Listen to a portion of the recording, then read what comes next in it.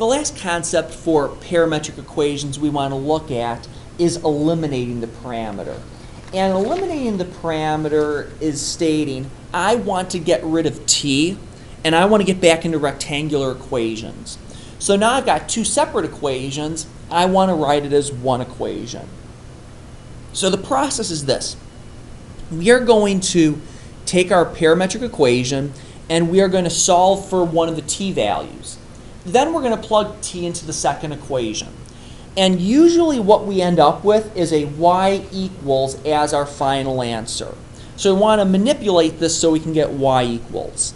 Doesn't matter which one you solve first, the x or y. I like choosing the more simple one to do the math with, and that's what we'll plug into the second equation. There is one thing that we will need to look at down the road, and it is the domains.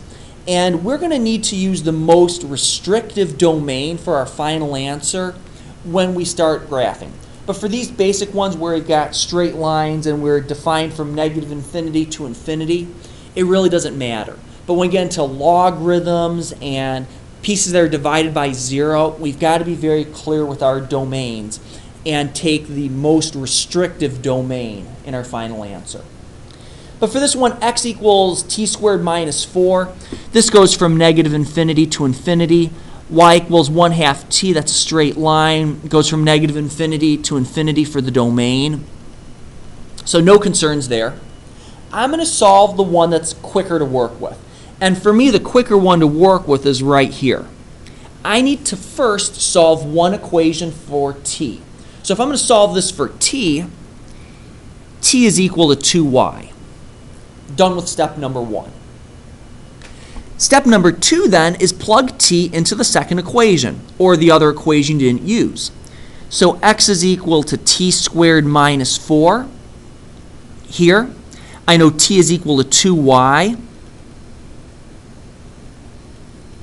So x is equal to 4y squared minus 4. And then I like to get this into rectangular form, which is a y equals equation. So here, x plus 4 is equal to 4y squared. We'll then divide both sides by 4.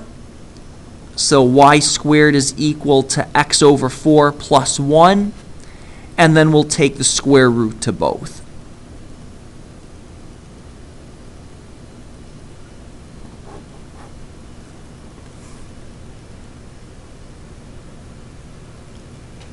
What type of shape do we have there? Well, this y squared we know is a sideways parabola, so this is going to be a parabola off to the side.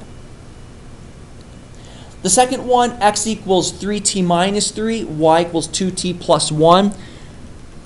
Our domains are perfectly fine for straight lines, negative infinity to infinity. So we'll solve one for t and then plug into the other. Doesn't really matter which one. So for this one, I'll solve the first one first. But I could just as easily solve the other one. So x plus 3 is equal to 3t, which means t is then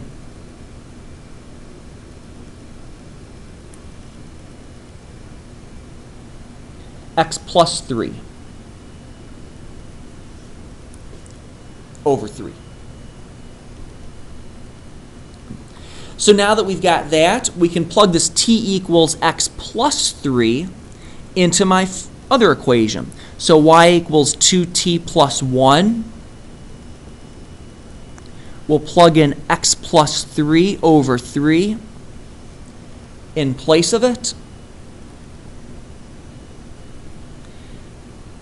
So right here, if I wanted to clean this up a little bit, x over 3 plus 1 is what I would have there. So we'll distribute the 2 in. So 2/3 x plus 2 plus 1. So we should get y equals 2/3 x plus 3.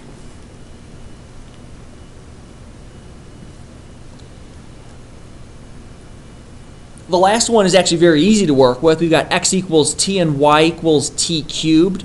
Well, I already know that x is equal to t here, so let's just plug that straight in. Y equals x cubed. And I'm done. So I plugged x in for t right here, which is just my cubic function. So that was a real easy one to simplify. So the idea with eliminating the parameter is that when you eliminate the parameter, you solve for t, and then plug t into the second equation so you only have x's and y's, and then you simplify.